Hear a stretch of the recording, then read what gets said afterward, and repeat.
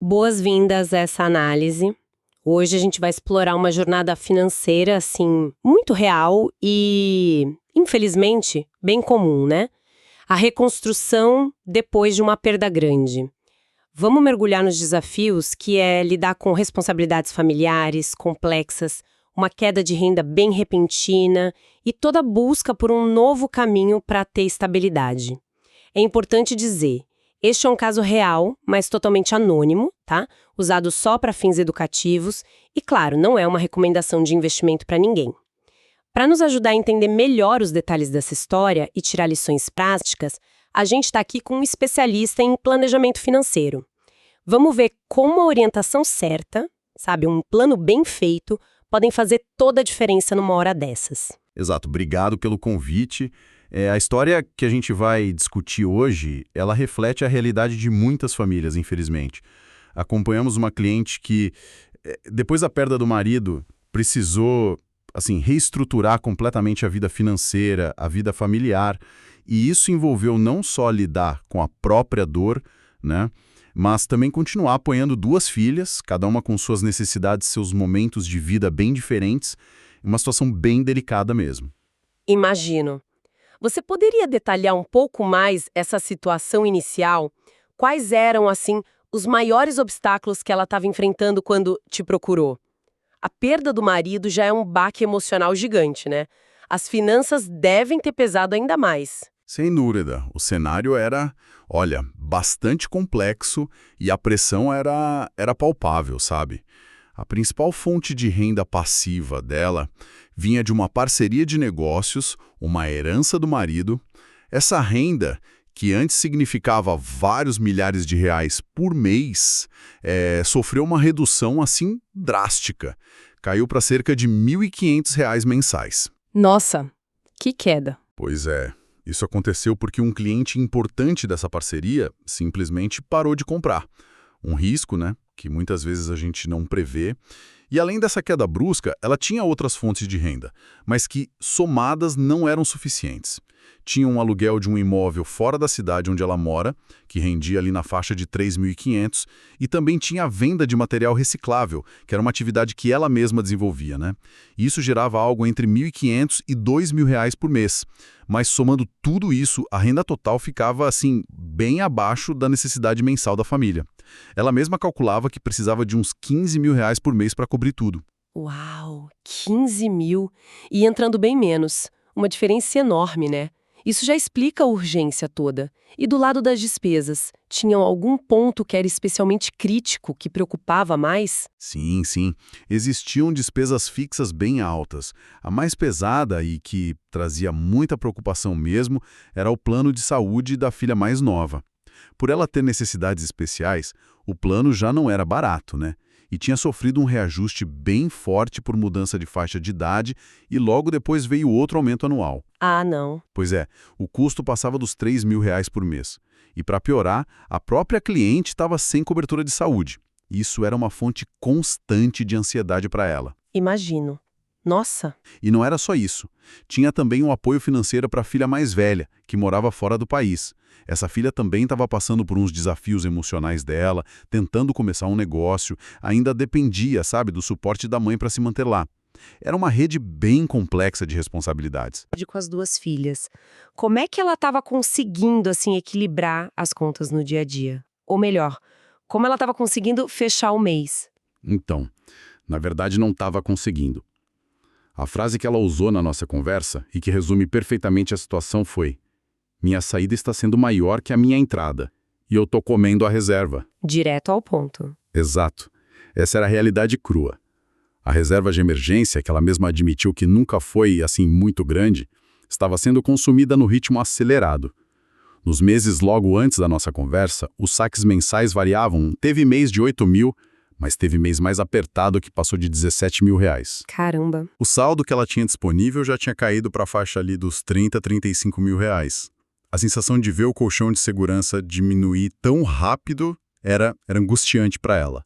Dá para imaginar a aflição. Uma corrida contra o tempo, basicamente. Além dessa pressão financeira óbvia que você descreveu, tinha outros fatores que contribuíam para essa sensação de urgência? Talvez coisas mais subjetivas? Sim, e esse é um ponto-chave, sabe?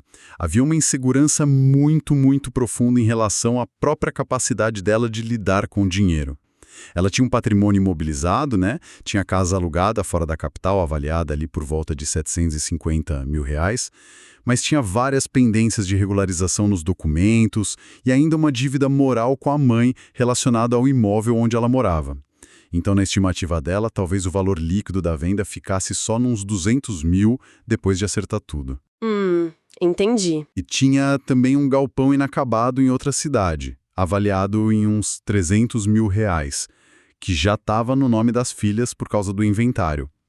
O ponto é que, mesmo tendo esses ativos, sabe, o medo paralisante de administrar mal o dinheiro impedia ela de pensar em vender como uma solução para aliviar a pressão no caixa.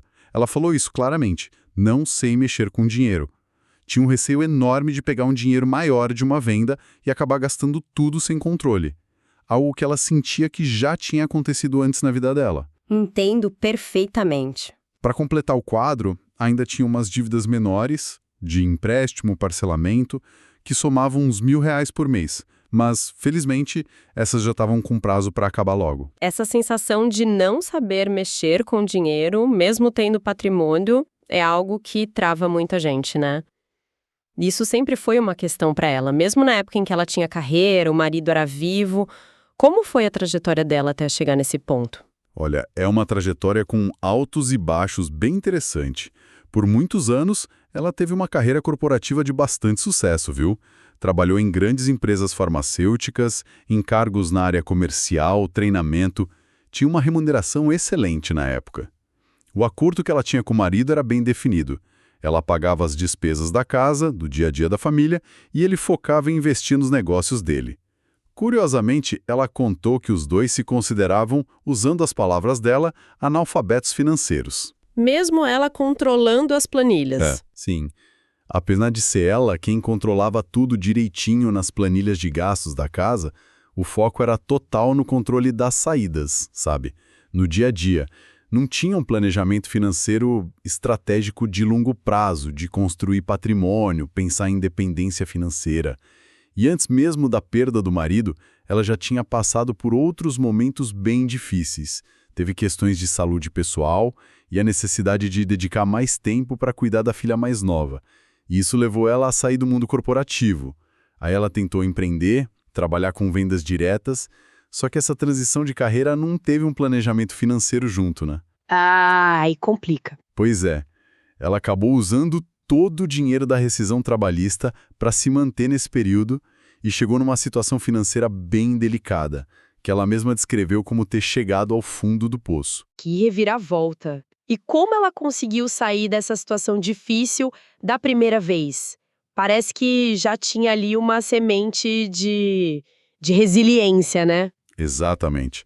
O ponto de virada naquela época foi conseguir um novo emprego, de novo, com uma boa remuneração. Mas aí veio a surpresa. Logo no primeiro salário desse novo emprego, ela percebeu que, mesmo ganhando bem, o dinheiro simplesmente sumia antes do fim do mês. Não dava. Acontece, né? Acontece. Foi nesse momento de frustração que ela decidiu buscar ajuda profissional pela primeira vez. Contratou uma mentoria financeira. E essa experiência foi realmente transformadora para ela. Aprendeu a organizar as próprias contas, entender para onde o dinheiro ia, e o impacto dessa organização, sabe? Desse conhecimento que ela adquiriu foi tão profundo, a clareza que isso trouxe foi tão grande, que ela se sentiu motivada a ir além. Decidiu fazer uma pós-graduação em educação financeira. E o mais interessante, ela começou a atender alguns clientes como educadora financeira, compartilhando o que aprendeu enquanto ainda trabalhava nessa última empresa. Que legal! Ou seja, ela não só resolveu o próprio problema, como se viu inspirada a ajudar outras pessoas. Que percurso fascinante! De se sentir analfabeta financeira a se tornar educadora na área. Isso torna a situação atual ainda mais complexa, né? Porque ela tinha o conhecimento, mas a vida trouxe um desafio de outra ordem, de outra magnitude. O que a fez buscar ajuda de novo dessa vez? E qual foi o plano de ação que vocês traçaram para superar essa nova crise? Era outra, né? Depois do falecimento do marido, a queda brutal na renda da parceria, somadas e despesas que só cresciam, e a responsabilidade com as filhas, ela se viu de novo numa encruzilhada. A reserva sendo consumida mês a mês, aquela sensação de impotência voltando. A virada de chave dessa vez, o que a trouxe até nós, foi a decisão consciente e corajosa, eu diria, de abraçar uma nova oportunidade profissional, de se integrar à nossa estrutura de planejamento financeiro. Isso significava, no curto prazo, um aperto ainda maior, porque ela ia deixar de atender os clientes particulares dela para se dedicar a essa nova forma de trabalho. Uma decisão difícil. Bem difícil, mas ela chegou com uma mentalidade muito forte, muito focada. Expressou algo como: não tenho plano B, o plano A tem que dar certo. Essa determinação, sabe? Essa clareza de que não teria uma rede de segurança fácil foi fundamental para o processo dar certo. Entendo essa lógica do o plano A tem que dar certo. É uma aposta alta, mas que pode realmente direcionar toda a energia para um único objetivo, né? Às vezes ter muitas opções pode até atrapalhar, diluir o foco. Exatamente. É um conceito poderoso que a gente discutiu bastante. Como ela mesma já tinha percebido na jornada anterior dela e como a gente reafirmou agora. Às vezes, a pior coisa para o plano A dar certo é ter plano B. Faz sentido. Essa falta de alternativa pode eliminar a procrastinação, diminuir o medo de errar, aumenta o senso de urgência e a dedicação total que são necessários para fazer o plano principal decolar, principalmente quando se parte de uma situação tão desafiadora. Claro, é uma pressão grande, mas pode ser uma pressão produtiva. Totalmente. E qual é, então, esse plano A na prática? Como essa decisão de focar se traduz em ações concretas para ela reverter o quadro financeiro? O coração do plano A é focar intensamente na prospecção, na aquisição de novos clientes para a prática dela como planejadora financeira. Agora, dentro da nossa estrutura, usando nossa metodologia, nosso suporte. A gente estabeleceu juntos uma meta ambiciosa, mas realista, de número de novos clientes para os próximos meses. Para alcançar isso, a estratégia é ativar a rede de contatos dela de forma estruturada. Um exemplo concreto. Ela tem um contato antigo e influente na área médica, um professor respeitado. A ideia é propor parcerias. Como assim? Então, ela ofereceria palestras informativas sobre planejamento financeiro para grupos de médicos ligados a esse contato. E como incentivo a mais, e que está alinhado com os interesses filantrópicos desse professor, uma parte da receita de cada novo cliente que viesse dessa parceria seria doada para a área de pesquisa do hospital ligado a ele. Ah, que interessante! É uma forma de criar um ciclo virtuoso, né? Ela gera negócios, os médicos recebem informação valiosa e uma causa importante é apoiada. Isso conecta o trabalho dela a um propósito maior, o que também motiva, e resgata aquelas habilidades comerciais, de relacionamento que ela desenvolveu lá atrás na carreira corporativa. Uma estratégia bem pensada, que usa a rede e as habilidades dela.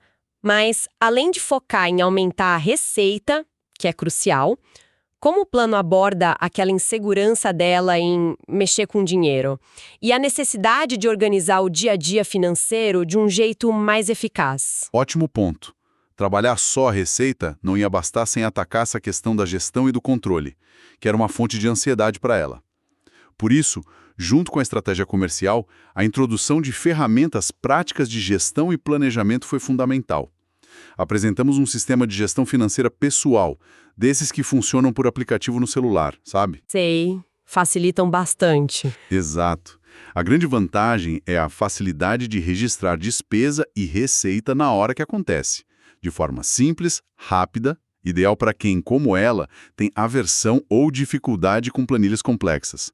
A ideia é tornar o acompanhamento diário menos penoso, mais integrado na rotina. E, complementando esse controle do dia a dia, implementamos o uso de uma ferramenta de planejamento financeiro mais robusto. Uma plataforma que permite não só ver o patrimônio total de forma consolidada, reserva, imóveis, tudo junto, mas também projetar cenários futuros, com base nas metas de receita, controle de despesas e, o mais importante, permite definir e acompanhar visualmente o progresso em direção a metas personalizadas. Metas que são significativas para ela, como reconstruir reserva de segurança, atingir independência financeira, comprar apartamento filha 1, comprar apartamento filha 2. Isso dá um norte, né? Exatamente.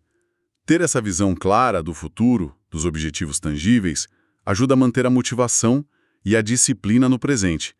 Combate diretamente aquele medo de gastar tudo se vender um imóvel, por exemplo, porque o dinheiro já teria um destino claro ali no plano. E aqui entra um conceito fundamental que a gente discutiu e que parece que ressoou bastante com ela. Ajudou a organizar o pensamento estratégico, a dinâmica financeira ao longo da vida. Basicamente, a gente pode se resumir assim: ou você está administrando fluxo para ter estoque, ou você está administrando o estoque para ter fluxo o resto da vida. Interessante. Explica mais. Ou seja, ou você está na fase de gerar renda, o fluxo, para acumular patrimônio, o estoque. Ou você já acumulou patrimônio suficiente e agora está na fase de administrar esse estoque para que ele gere o fluxo necessário para viver. Entender claramente em qual dessas duas fases a pessoa está é essencial para tomar as decisões certas, sobre poupar, investir, gastar ou até vender ativos. No caso dela, ficou claro que apesar de ter estoque, os imóveis, ela estava numa fase onde a prioridade absoluta era gerar fluxo. Essa distinção entre administrar fluxo para ter estoque e administrar estoque para ter fluxo é muito poderosa mesmo. Simplifica a tomada de decisão, né? Fica claro que vender um ativo imobilizado, o estoque, pode ser justamente a melhor forma de gerar o fluxo necessário para atravessar a fase atual. Essa clareza sobre o caminho, as ferramentas para facilitar a jornada e a mentalidade focada no plano A parece ser a combinação que ela precisava nesse momento tão delicado. Exatamente. É a combinação da estratégia para aumentar a renda, que é o motor, as ferramentas para gerenciar o dia a dia e planejar o futuro, o mapa e a bússola, e a mentalidade de execução focada, o combustível. Quando esses três elementos se alinham, a capacidade de superar obstáculos aumenta muito, mesmo partindo de um ponto difícil. A organização por si só já traz uma dose de tranquilidade, de controle, que ela tinha perdido. Com essa estratégia bem definida e as ferramentas implementadas, vamos para os próximos passos. Quais são os objetivos concretos e a sequência de ações que vocês definiram para ela? O que precisa acontecer primeiro para essa engrenagem começar a girar de forma positiva? O primeiro objetivo é o mais crítico, o mais urgente: atingir o ponto de equilíbrio financeiro o mais rápido possível. Isso significa, na prática, fazer com que as entradas mensais, somando o aluguel, a renda residual da parceria, a venda de recicláveis e, principalmente, a nova receita como planejadora, consigam cobrir todas as saídas mensais. Cobrir as contas. Exatamente. Cobrir as despesas fixas altas, o apoio às filhas, o custo de vida em geral. Alcançar esse ponto onde a entrada iguala ou supera a saída é, assim, absolutamente crucial para estancar a sangria da reserva de emergência. O sucesso aqui depende diretamente da capacidade dela de converter aquelas parcerias e contatos em novos clientes rapidamente. E talvez, claro, de fazer alguns ajustes pontuais e realistas nas despesas que ainda sejam possíveis. Estancar a saída da reserva é, sem dúvida, o primeiro marco vital. E depois que esse equilíbrio for alcançado, qual o passo seguinte no plano? Bom, uma vez que o fluxo de caixa mensal esteja estabilizado, o passo seguinte é quitar aquelas dívidas menores que ainda restam, que somam uns R$1.000 por mês e tem prazo para acabar ali perto do final do ano. Ao eliminar essas parcelas, esse valor mensal fica liberado no orçamento. A orientação é que esse dinheiro seja imediatamente direcionado para começar a reconstruir a reserva de segurança. Esse é o outro objetivo prioritário. Faz sentido. Ter um colchão financeiro mais robusto é fundamental para a tranquilidade dela. E assim que o fluxo de caixa permitir uma folga um pouquinho maior, contratar um plano de saúde para si mesma também está lá no topo da lista de prioridades, para eliminar aquela fonte de ansiedade. Entendido. Primeiro equilíbrio, depois limpar as pendências menores e começar a reconstruir a segurança. E aqueles imóveis que ela mencionou? O aluguel fora da capital e o galpão inacabado. Como eles entram nesse plano? Os imóveis entram na estratégia logo em seguida, viu? Depois da estabilização do fluxo mensal e da quitação das dívidas menores. A ideia é que a venda deles traga a liquidez necessária para dar um salto maior no patrimônio financeiro e resolver pendências estruturais. O plano é começar pelo galpão inacabado. Ele já está no nome das filhas, o processo de inventário está perto de acabar, a regularização documental tende a ser mais simples ali. A venda desse imóvel, mesmo considerando um valor na faixa estimada dos 300 mil, traria um fôlego financeiro bem significativo. E depois do galpão? Depois de vender o galpão, o foco se voltaria para a casa alugada fora da capital. Aqui o processo é um pouco mais complexo, né? Primeiro seria preciso investir na regularização completa da documentação. Tinha uma questão de uma construção adicional nos fundos que não estava verbada na matrícula. Isso impede venda financiada, por exemplo. Ah, sim. Burocracia. Muita. Após a regularização, aí sim, o imóvel seria colocado à venda. Com o dinheiro da venda dessa casa, ela tem dois objetivos claros. Primeiro, resolver definitivamente aquela pendência moral com a mãe, referente ao apartamento onde ela mora hoje. Isso traz paz de espírito. Segundo, usar o valor restante para fortalecer bastante o patrimônio financeiro líquido dela, que aí poderia ser investido de acordo com o plano de longo prazo, talvez já começando a direcionar recursos para os grandes objetivos futuros. E falando nesses objetivos de longo prazo, eles parecem ser bem ambiciosos, né? Refletem um desejo forte de segurança para a família, certo? Quais são eles? Sim, são objetivos ambiciosos, mas que servem como uma força motriz poderosa para ela.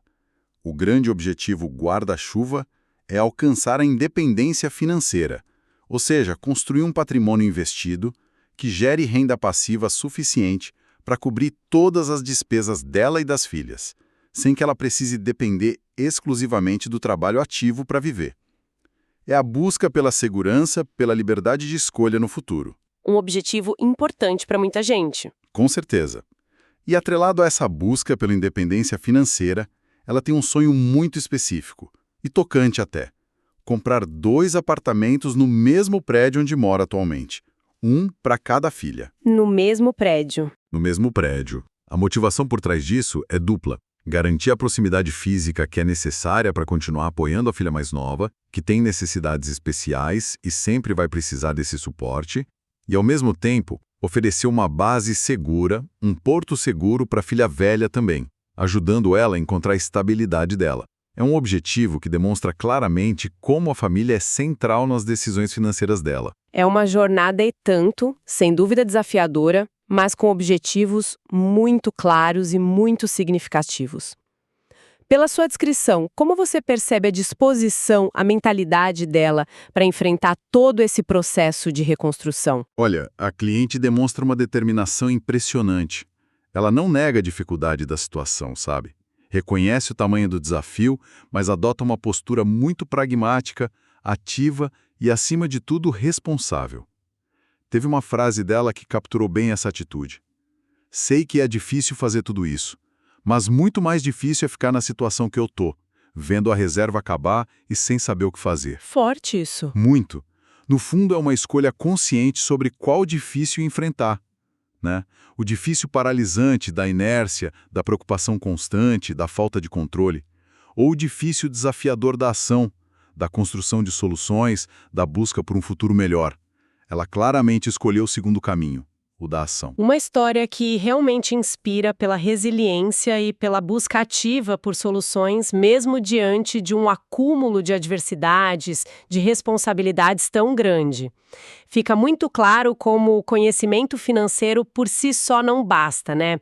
É preciso aplicar com um plano estruturado, disciplina e, crucialmente, a mentalidade correta, especialmente em momentos de transição tão profundos. Sem dúvida alguma. E reforça a importância de buscar ajuda especializada nesses momentos. Ter um profissional ao lado usando as ferramentas certas pode não apenas ajudar a organizar os números, mas principalmente trazer a clareza, a objetividade, a confiança que são necessárias para tomar decisões difíceis, mas que são fundamentais para seguir em frente.